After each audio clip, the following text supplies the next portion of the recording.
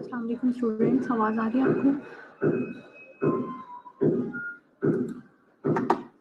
वालेकुम अस्सलाम।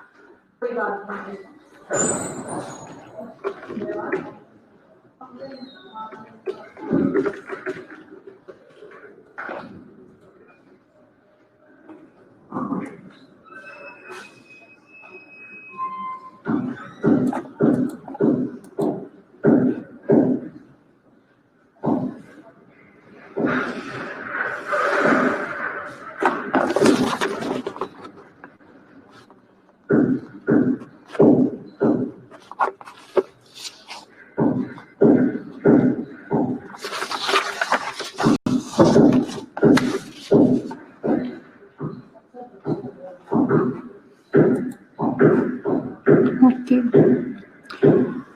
ठीक है स्टूडेंट्स, 5 मिनट और वेट करो, फिर बाकी स्टूडेंट्स भी आ जाए, फिर लेक्चर स्टार्ट करते हैं अपना।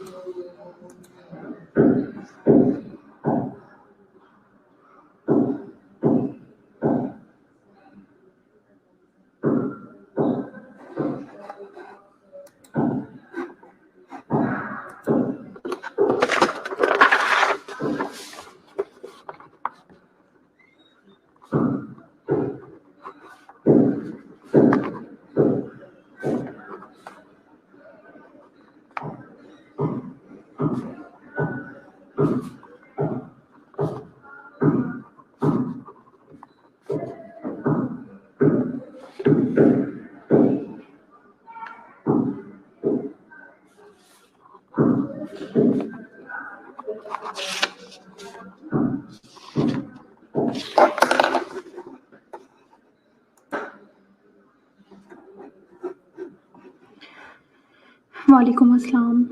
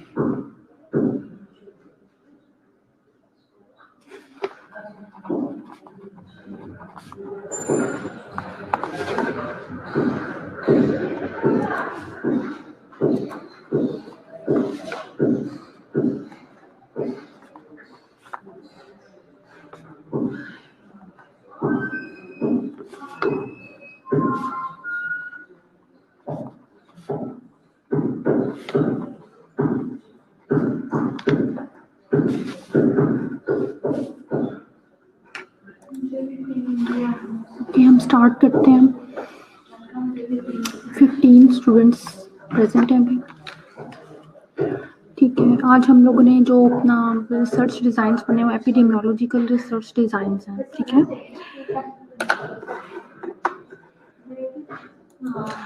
okay, learning objectives हैं at the end of this session the students will be able to understand different epidemiological research designs, ठीक है, जिसमें कि cross sectional, case control and cohorts. Why conduct studies? To describe burden of disease or prevalence of risk factors, health behaviors or other characteristics of a population that influences risk of disease. To determine causes or risk factors for illness.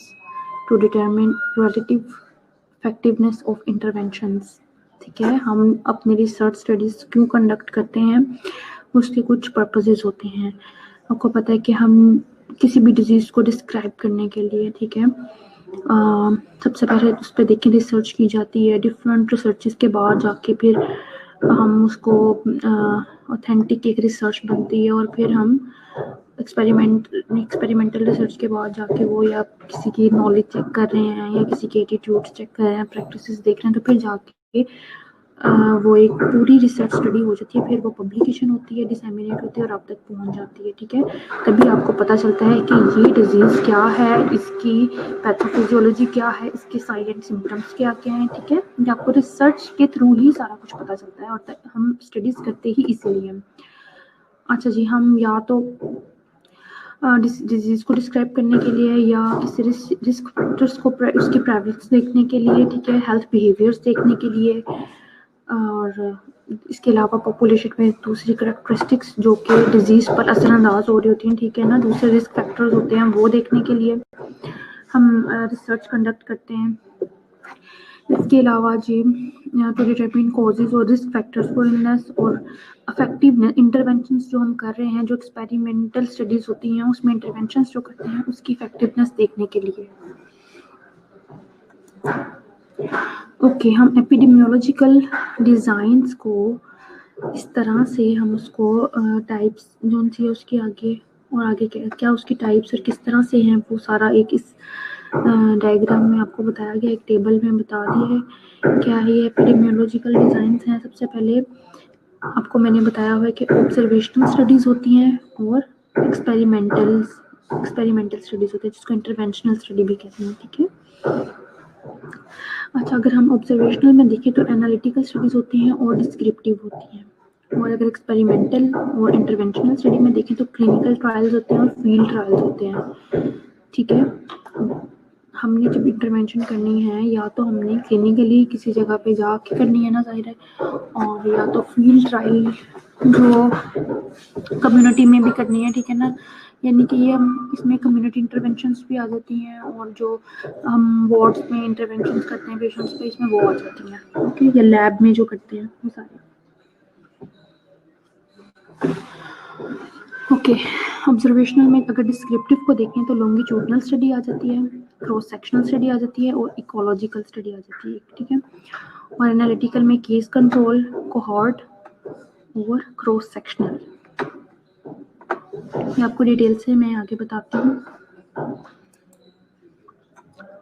सबसे पहले descriptive और analytic studies जो कि observational की type है, ठीक है। आपको मैंने बताया हुआ है कि जब डिस्क्रिप्टिव का नाम आए या नाम आए ऑब्जर्वेशनल का या क्रॉस सेक्शनल का, तो वो एक ही होती है, ठीक है। उसमें सारी ऑब्जर्वेशन ही ली जाती हैं या डिस्क्रिप्शन दी जाती है किसी भी चीज़ के बारे में, किसी भी डिजीज़ के नॉलेज के बारे में, या प्रैक्टिसेस देखी जाती हैं। ये सारा डिस्क्रिप्टिव स्टडीज में आता है। Okay, descriptive studies generate hypothesis, ठीक है, answer what, who, where and when, ठीक है। मतलब इन चीज़ों के उसमें आंसर होते हैं, इसमें क्या, कौन, कहाँ, कब, ठीक है, ये सब चीज़ें होती हैं। एनालिटिक स्टडीज में आता है टेस्ट किया जाता है हाइपोथेसिस को, और उसमें वाई एंड हाउ के आंसर दिए जाते हैं। जैसे कि मैंने आपको बताया कि क्वालिटेटिव स्टडीज होती हैं जो कि, ठीक है। एनालिटिक स्टडीज में हम हाइपोथेसिस को टेस्ट करते हैं, और साथ क्या करते हैं जी के उसमें जो हम एक्सप्लोर भी करते हैं, ठीक है, कुछ एक्सप्लोर करने के लिए, वो भी एनालिटिक स्टडीज होती हैं। उसमें डिटेल्स होती हैं कि ये क्यों हुआ और कैसे हुआ। ओके, क्रॉस सेक्शनल स्टडीज की बात करते हैं तो cross sectional studies include service, people are studied at a point in time without follow up, can combine a cross sectional study with follow up to create a cohort study, ठीक है। Cohort study क्या होती है? Cohort study होती है, इसको हम this is a form of longitudinal study actually, ठीक है। और कोहॉर्ट में हमने उनकी सेम करेक्टरिस्टिक, जो हमारा ग्रुप होगा ना, जो हमारा सैंपल होगा, वो हमने सेम करेक्टरिस्टिक्स वाले लोगों को लेना है, ठीक है।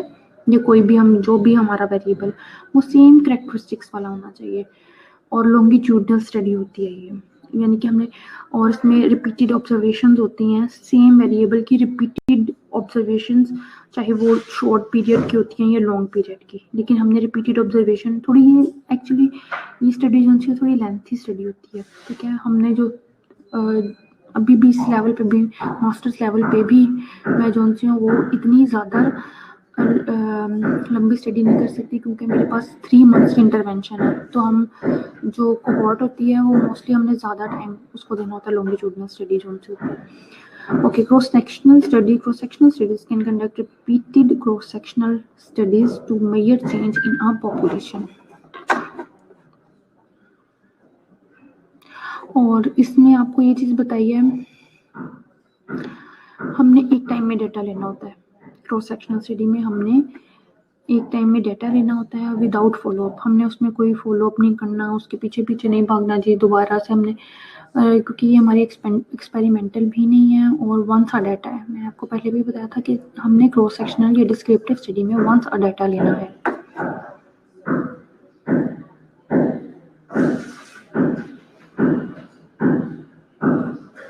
ओके मुबीन, ठीक है। एग्जाम्पल, अच्छा बच्चों आप कोशिश क्या करो कि ना, ठीक है आपका भी इंटरनेट इशू था, मैं अटेंडेंस लगा देती हूँ, लेकिन ना यहाँ सिस्टम में भी अटेंडेंस होती है ऑटोमेटिकली, जो सी है ना, यहाँ सिस्टम पे भी आपका शो हो रहा होता है, रिकॉर्ड होता है। तो कभी ऐसा भी होता है कि वो मतलब ये इशू कर दें कि आप क्यों नहीं, आप जिस नाम आपके यहाँ रजिस्टर्ड है नेम्स, ठीक है, यहाँ जो अटेंडीज आ रहे होते हैं वो रजिस्टर्ड होते हैं और आपके नाम से सब कुछ शो हो रहा है यहाँ। तो इसलिए कोशिश किया करें कि अपने अपने सिस्टम या अपने अपने मोबाइल से आप ऑनलाइन हुआ करें। ओके, अभी तो मैं लगा दूंगी, कोई इशू नहीं है मेरी तरफ से, ठीक है। मुझे बस ये है कि आप प्रेजेंट होना चाहिए, लेकिन मैं आपकी बात तो यकीन कर लूँगी, लेकिन बाकी लोग तो नहीं ना, वो कहेंगे कि जी यहाँ तो शो नहीं है, रिकॉर्ड में तो है नहीं। जहाँ सिर्फ नाम, जहाँ आपके अटेंडेंस के नाम शो हो रहे होते हैं ना, वो, ठीक है। अच्छा जी, यहाँ हम पढ़े थे क्रॉस सेक्शनल। बेटा अटेंडेंस ना लास्ट में, मैं लास्ट 15 मिनट्स होंगे ना तब मैं अटेंडेंस लूँगी, ठीक है। तो अभी आप आराम से लेक्चर लो, अटेंडेंस के पीछे नहीं भागो अभी, ठीक है। मुझे लास्ट में आप सब अपने नाम सेंड कर देना, तो मैं आपको पहले बता दूंगी कि मैं अटेंडेंस लेने लगी। अकॉर्डिंग टू, अच्छा जी, according to the 2002 national survey of family growth, 35% or about 7.4 million of births to US women during the 5 years। अब ये एक एग्जाम्पल एक स्टडी की दी है, ये है क्रॉस सेक्शनल, ठीक है। ये एक उन्होंने एग्जाम्पल छोटी सी दे दी है और डिस्क्रिप्शन दे दिया कि इतने परसेंट यानी कि इतने मिलियन उनके जो सी पॉपुलेशन है, उनमें से इतनी बर्ड्स जो सी हैं हुई हैं during the 5 years। Okay, measure prevalence at point in time. Snapshot of a population, a still life, can measure attitudes, beliefs, behaviors, personal or family history, genetic factors, existing or past health conditions, or anything else that does not require follow-up to assess। ये सब study हम cross sectional में करते हैं कि हमें सिर्फ एक टाइम पे वो डाटा चाहिए, ठीक है। हम उनके जेनेटिक फैक्टर्स, उनकी फैमिली हिस्ट्री हम देखिए रिपीटेडली तो नहीं ना लेंगे कि हम एक बार देखिए बहुत 300-400 सैंपल साइज है, तो हम बार बार रिपीटेडली वो चीज़ें नहीं, या हमें उन चीज़ों से फ़र्क नहीं पड़ता, ठीक है। हम वन सा डेटा ले रहे हैं, हमने उसका फॉलोअप नहीं करना, सिर्फ इतनी चीज़ को याद रखना कि जब पॉइंट इन टाइम आ जाएगा ना कि स्नैपशॉट ऑफ अ पॉपुलेशन, तो हमने उसका एक टाइम में डेटा लेना होता है, ठीक है।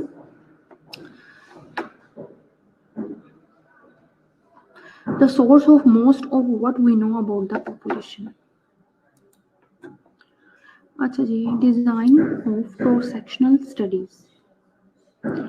डिफाइंड पॉपुलेशन है, ठीक है। फिर हमने डाटा जो उनसे कलेक्ट करना है ऑन एक्सपोजर एंड डिजीज। फिर एक्सपोजर आउटकम, ये एक वैसे उन्होंने पिक्चर दे दिया, एक्सपोजर और आउटकम देख लिया। फिर हमने देख लिया उस डिजीज का जो है एक्सपोजर और फिर आउटकम, पॉजिटिव और नेगेटिव, ये सब देखा है। ओके, अब ये स्लाइड देखें, जो चीज़ मैं बताना चाह रही हूँ वो यही है कि types of cross sectional study में डिस्क्रिप्टिव है। अ क्रॉस सेक्शनल स्टडी में B purely descriptive and used to assess the frequency and distribution of a particular disease in a defined population, ठीक है। For example, a random sample of schools across London may be used to assess the burden or prevalence of asthma among 12 to 14 years olds। तो हमने ये description में सारा कुछ बता सकते हैं कि हम इस स्कूल का एक रैंडम सैम्पलिंग हुई है, ठीक है। लंदन में एक स्कूल था जिसकी हमने रैंडम सैम्पलिंग किया जिनके बच्चों में, और वहाँ उन पर एस्थमा का जो सा एस्थमा डिजीज़ है तो उसका हमने बर्डन देख लिया है, एक असेस कर लिया, ठीक है। जहाँ असेसमेंट की बात भी आ जाएगी ना तो वो भी डिस्क्रिप्टिव स्टडी होती है, याद रखना।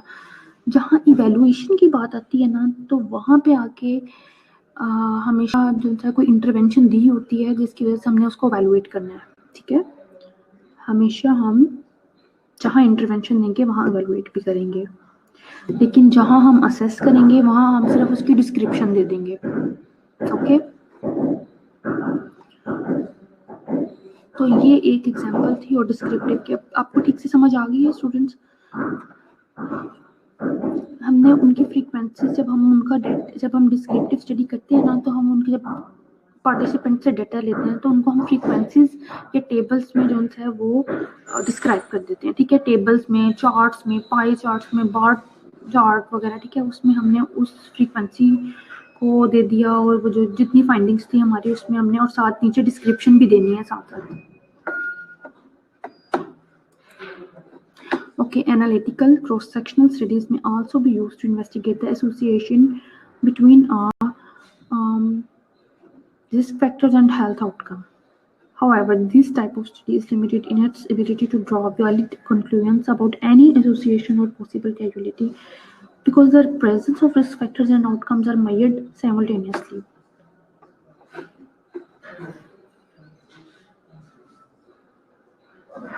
अच्छा जी, हमने जब एनालिटिकल स्टडीज करेंगे तो हमने रिस्क फैक्टर्स और हेल्थ उनका जो आउटकम निकल रहा है, ठीक है, जो रिजल्ट्स आ रहे हैं, हमने उनका एसोसिएशन भी देखना है, ठीक है। वो इन्वेस्टिगेट करने के लिए, उनका एसोसिएशन इन्वेस्टिगेट करने के लिए हम एनालिटिकल स्टडीज़ करते हैं, एनालिटिकल क्रॉस सेक्शनल स्टडीज़ करते हैं, और उसमें हम एक वैलिड कंक्लूजन बना देते हैं लास्ट में कि इसमें पॉसिबल मतलब कोई एसोसिएशन है या नहीं है।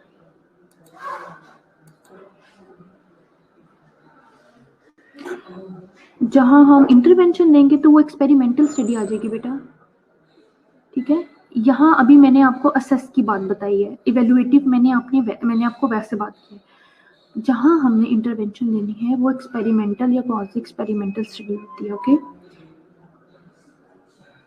वो सिर्फ डिस्क्रिप्टिव नहीं होती, वो उसमें और भी बहुत कुछ आ जाता है। उसमें जो मैं आपको बता रही हूँ ना कि फील्ड ट्रायल और क्लिनिकल ट्रायल्स ये आती हैं, ठीक है।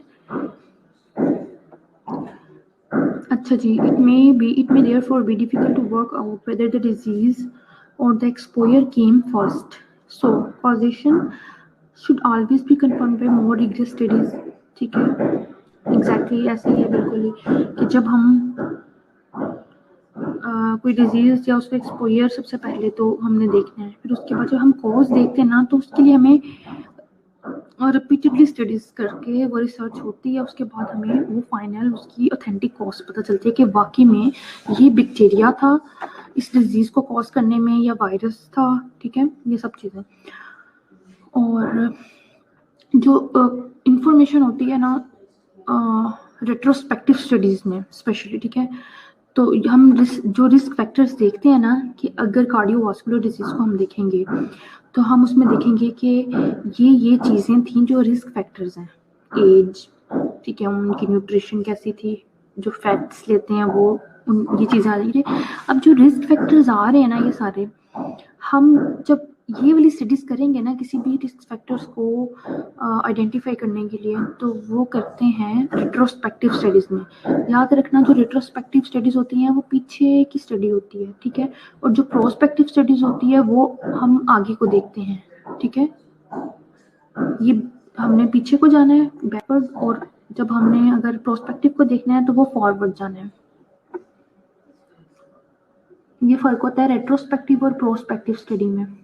अभी यहाँ सिर्फ आपको एक वर्ड ही यहाँ रेट्रोस्पेक्टिव का दिया हुआ है कि the collection of information about risk factors is also retrospective, running the risk of the call wise, ठीक है। हमने जो पीछे जो सब चीज़ हुई हैं, एक पेशेंट पे जी, ठीक है, ये चीज़ का इसके साथ एसोसिएशन है। हम लंग कैंसर की बात करें तो हमने उसको स्मोकिंग में भी दे दिया है, हमने उसको एयर पोल्यूशन में भी दे दिया है, हमने ये चीज़ भी कर दी, ये चीज़ भी कर दी। तो वो एक एक करके स्टडीज जो है वो रिस्क फैक्टर्स बनाएंगे और वो प्रीवियस रिसर्च से ही फाइनल हो सकता है। अगर हम एक रिसर्च देखें या आज की स्टडी को देखें तो वो पॉसिबल नहीं है। हम लोग पीछे लेंथी स्टडीज हुई होती हैं उसकी, ठीक है, और हम वो प्रूफ होती हैं हमारे पास, रेट्रोस्पेक्टिव स्टडी वो होती है।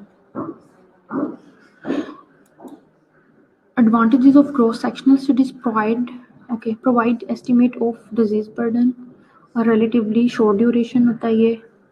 आपको पता है क्रॉस सेक्शन स्टडीज होती हैं, ज़्यादा लेंथी नहीं होती, ठीक है। दिस इज शॉर्ट ड्यूरेशन, और जो एक्सपेरिमेंटल स्टडीज़ की बात करते हैं तो वो लॉन्ग ड्यूरेशन की होती हैं, ठीक है, क्योंकि हमने उसको इवेलुएट, पहले तो हमने इंटरवेंशन देनी होती है और फिर इवेलुएट भी करना होता है, ठीक है।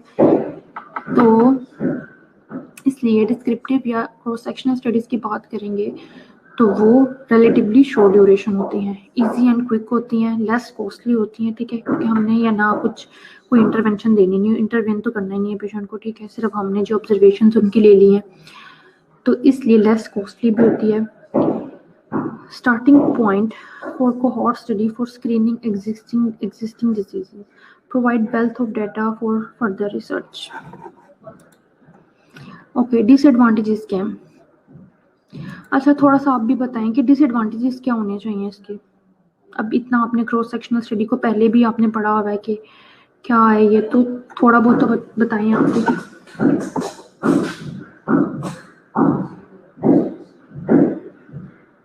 डिसएडवांटेजेस थोड़े से बताएं मुझे क्रॉस सेक्शनल स्टडीज के बारे में।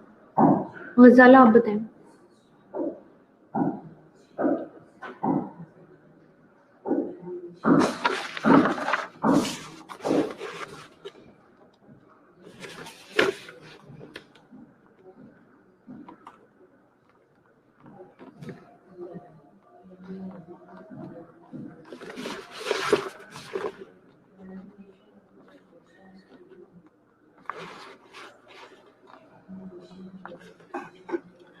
स्टूडेंट्स मैं आपसे पूछ रही हूँ, अदीला आप बताओ डिसएडवांटेजेस कोई बताओ क्रॉस सेक्शनल के।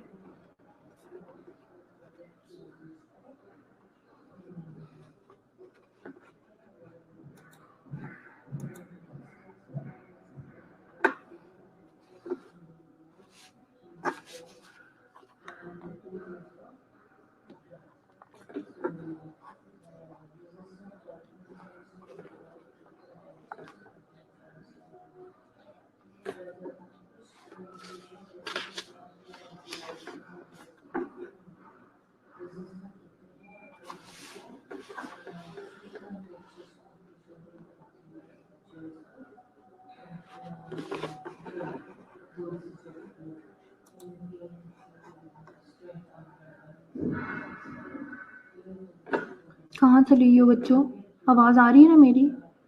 गुम्मी हो गयो शुमाइला, आप बताएं disadvantages of cross sectional study.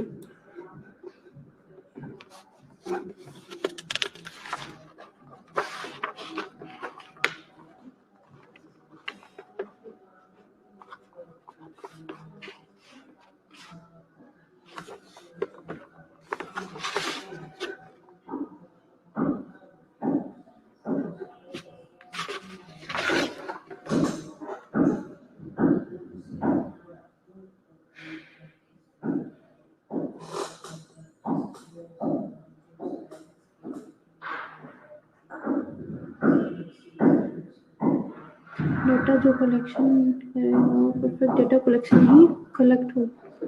नहीं बेटे ये तो चलो ठीक है, ये भी वो तो एक अलग चीज आ जाती है वैसे। हाँ ठीक है, एग्जैक्ट लोग नहीं देते इसलिए ठीक है, ठीक बता रहे हो आप, ये भी ठीक है हीरा। और बताएं बच्चों।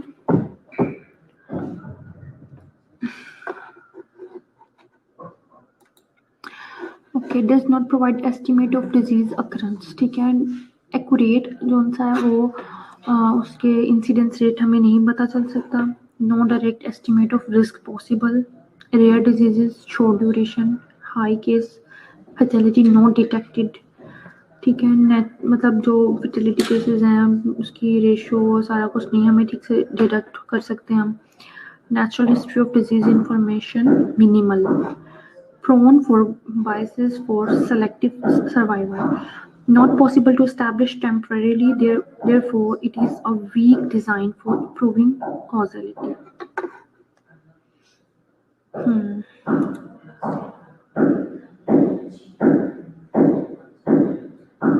ओके, कोहॉर्ट स्टडीज की बात करेंगे। In a cohort study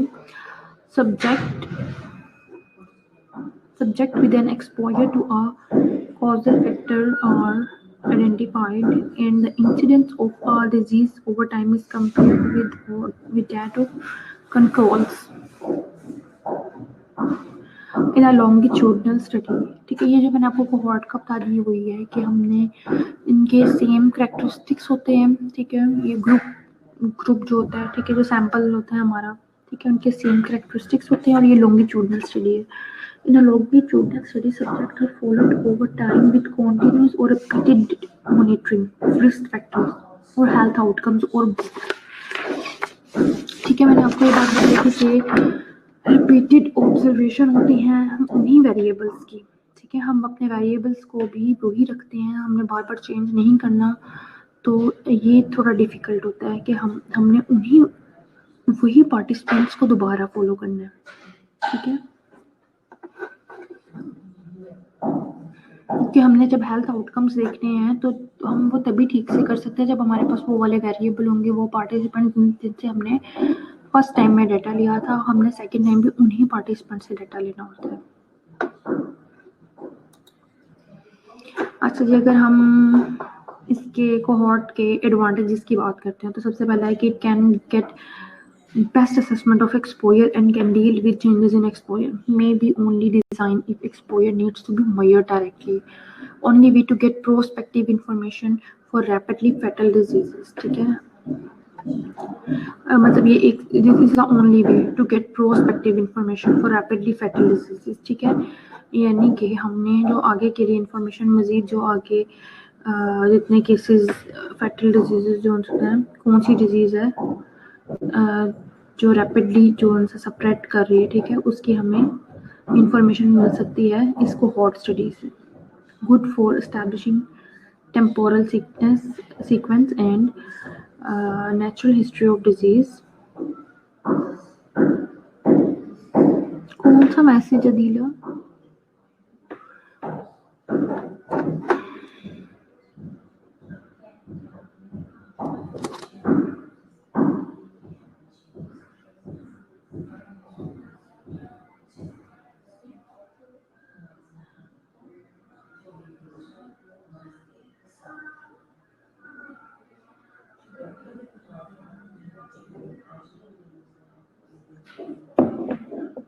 disadvantages वाला। हाँ जी बेटा, मिल गया दीला, ठीक है, ठीक है। इसका जो जो एक कॉजल रिलेशनशिप है वो ठीक से ये डिटरमिन नहीं कर सकता, आपने ठीक बताया है। ओके, अच्छा जी, हम एडवांटेजेस की बात कर रहे हैं कोहॉर्ट स्टडी की। तो this is good for establishing temporal sequence and natural history of disease. It can examine multiple outcomes linked to exposure, often find other effects then okay can estimate overall and specific. इसके कोई 5 से कर लो advantages, ठीक है, जो आपका दिल करे वो 5 एडवांटेजेस और 5 डिसएडवांटेजेस कर लो। It can estimate overall and specific disease rates, usually incidents. Researcher selects, measures, and records data. Lower potential for bias than a case control study, no recall and selection bias. Results are considered more conclusive than results from case control studies. The longer a cohort study continues, the stronger it can become.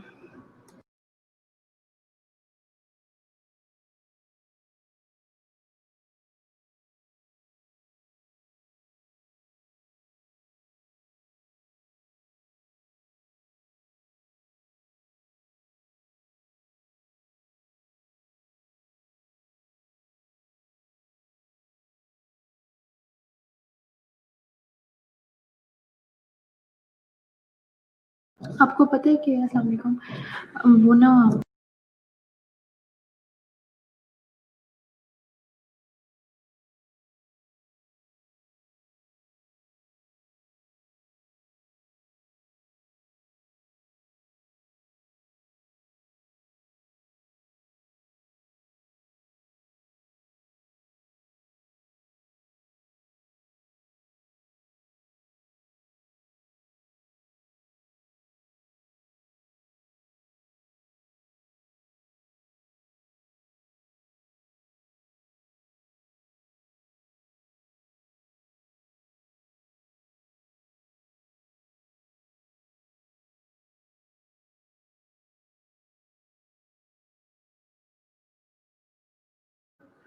हाँ जी students, हाँ okay, हम लोग इसके advantages देख रहे थे ना।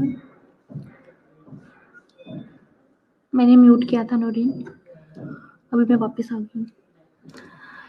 Okay, lower potential for bias than a case control study, no recall and selection bias. Results are considered more conclusive than results from case control studies. The longer a cohort study continues, the stronger it can become। यानी कि जब हम long time study करते हैं ना, जो क्योंकि इसमें हमने मतलब रिपीटेडली हमने 2 से 3 बार जो उनके ऑब्जर्वेशंस लेने हैं, तो इसलिए ये स्टडी जो उनसे होती है काफ़ी स्ट्रॉन्ग होती है और ऑथेंटिक होती है, ठीक है। Okay, disadvantages costly and time consuming होती है ये, ठीक है, क्योंकि मैंने आपको बताया कि इसमें हमने रिपीटेड ऑब्जर्वेशन उनका रिपीटेड डाटा लेना होता है और देखें उसमें आपको ये कॉस्टली भी होती है, ठीक है, और लार्जर सैम्पल साइज होता है देन केस कंट्रोल, ठीक है। केस कंट्रोल का भी मैं अभी आपको बताती हूँ, अभी ये कोहॉर्ट की बात कर रहे हैं। Data collection is really very expensive, long time commitment for follow up, they are not good for disease with a long latency, ठीक है। कुछ डिजीजेस को शॉर्ट ड्यूरेशन की ज़रूरत होती है कि जल्दी से जल्दी हमने उसको कंक्लूड करना है, उसकी फाइंडिंग्स लेनी है, लेकिन ये स्टडी जो थी ये डिजीज के लिए नॉट गुड, ठीक है। This is not good for diseases with a long latency. अच्छा जी, अब केस कंट्रोल की बात आ रही, कोहॉर्ट स्टडी डिजाइन में आ रही है ये। स्टडी पॉपुलेशन एक्सपोज्ड और नॉन एक्सपोज्ड, अनएक्सपोज्ड, ठीक है।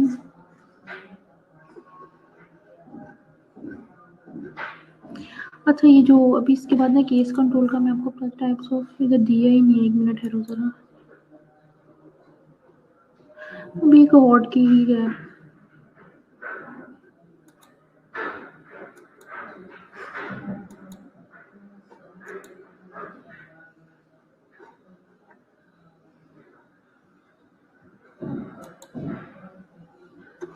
अच्छा, इसकी बस ये 2 टाइप्स आप याद रखो, ठीक है, कोहॉर्ट की, प्रोस्पेक्टिव और रेट्रोस्पेक्टिव स्टडीज।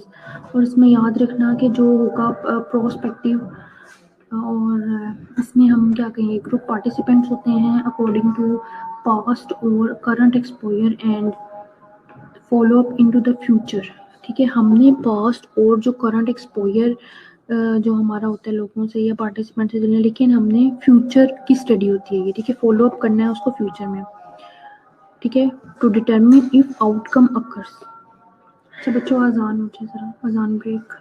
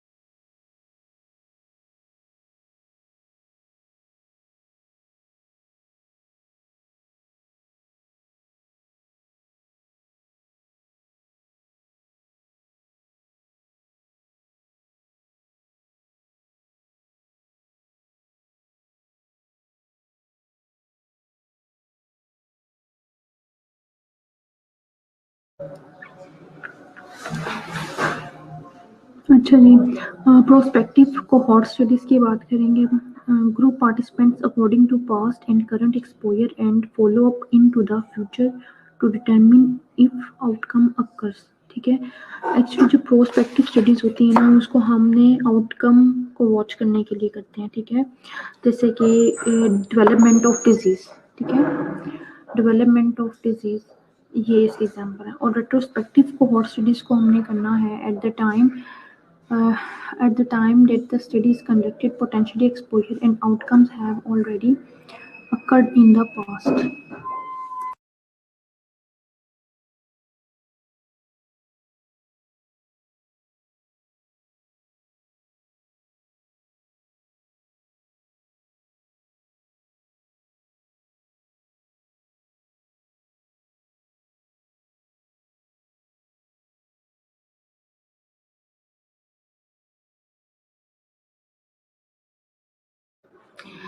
अच्छा जी, retrospective cohort studies.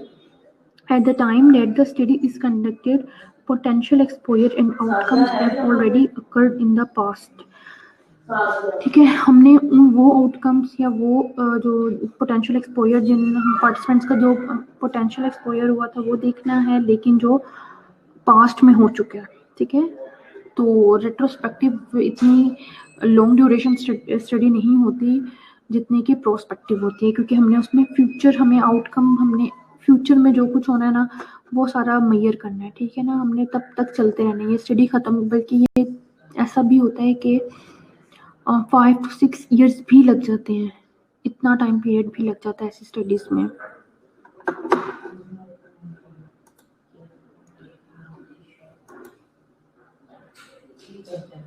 अच्छा, ये बस इसमें आपने ये चीज़ देखनी है कि प्रेजेंट से फ्यूचर की तरफ आपने जाना है। ठीक है, प्रोस्पेक्टिव को हॉट स्टडीज में प्रेजेंट से फ्यूचर की तरफ जाना है, जबकि आपने रेट्रोस्पेक्टिव में प्रेजेंट से पास्ट की तरफ जाना है। ठीक है, ये दो इन अगर आपको डिफरेंस आ जाता है प्रोस्पेक्टिव स्टडी में या रेट्रोस्पेक्टिव स्टडी में, तो आपने ये चीज़ बता देनी है कि उसमें ये डिफरेंस है कि उसमें हमने प्रेजेंट से फ्यूचर की तरफ जाना है और रेट्रोस्पेक्टिव में प्रेजेंट से पास्ट की तरफ जाना है।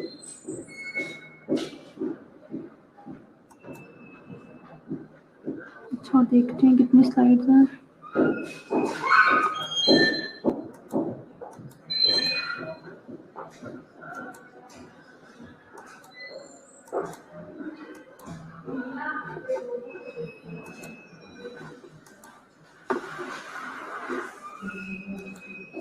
अच्छा क्लास, अब मैं आपकी अटेंडेंस लेने लगी हूँ। ठीक है, और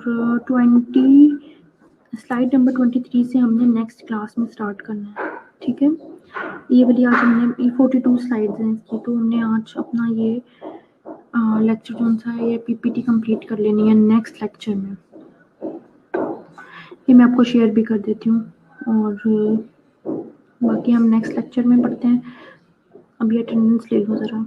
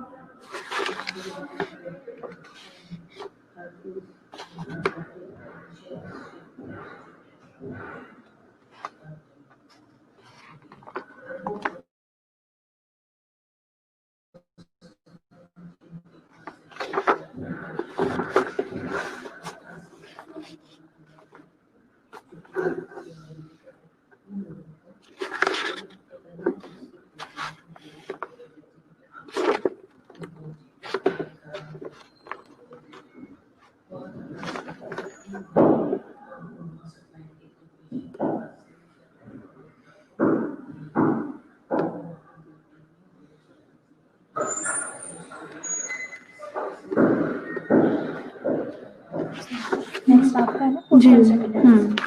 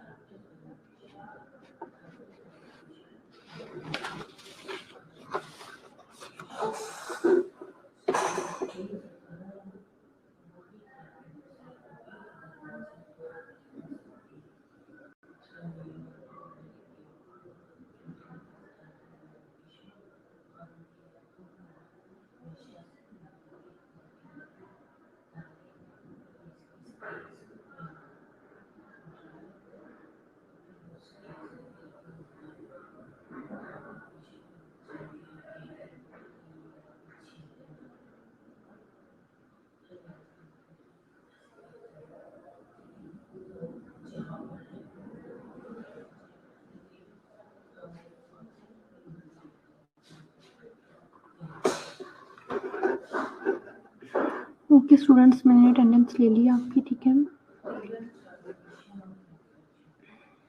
अब 5 to 6 हमारी क्लास है, तो इंशाल्लाह फिर हम नेक्स्ट क्लास में मिलते हैं।